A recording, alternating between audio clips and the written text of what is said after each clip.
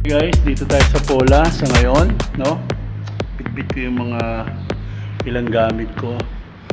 May lettering dito mamaya panoorin. Sinabi ko guys to, dito sa third floor may pagagawa sa akin dito. Ayan, gagawa tayong mural dito sa gilid saka dun. Kaya lalagay ko na yung gamit ko dito. Yan, naka-ready na. Okay, ngayon dito sa Pola para sa Relief Abandon, meron tayong malaking gagawin, no? So, para sa suportahan namin yung Pope Francis Ecclesia Laudato Si. Tabayanan nyo, ha? Isa ko na.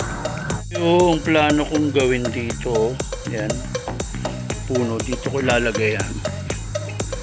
Dadagdagan ko na lang dyan lettering ko para opening dito, may amakyat itong bungad sa kanila. Yan gawin natin. Well, kailangan muna nating linisin ang area para madali tayo makadrawing at dito tayo magle-lettering.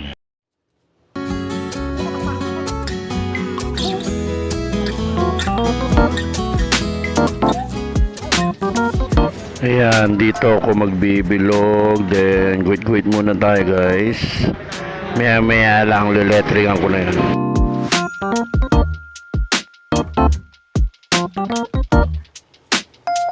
Ayan, ganyan lang ako mag-sketch, wasi-wasi lang tayo diyan. At yan ang may mga gamit, no? Okay naman. Ito na natin lalagay ang yan lahat. Okay, nagmi-mix na tayo guys. Abangan nyo yung mga kulay. Actually, very common lang talaga to. Basic lang. Blue and yellow. Ayan. Mix lang para magawa tayo ng leaves. Sa mga hindi nakakalam, tawag dito palette or kutsarang pinipit.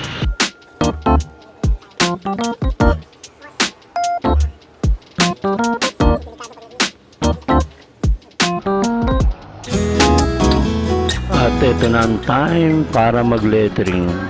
Naku, tagal ko nang hindi nagle-lettering. Iba kasi ang lettering sa drawing.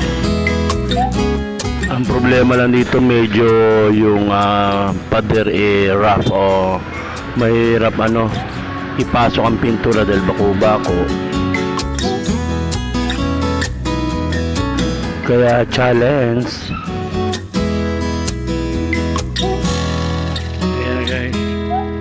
Laudato Si.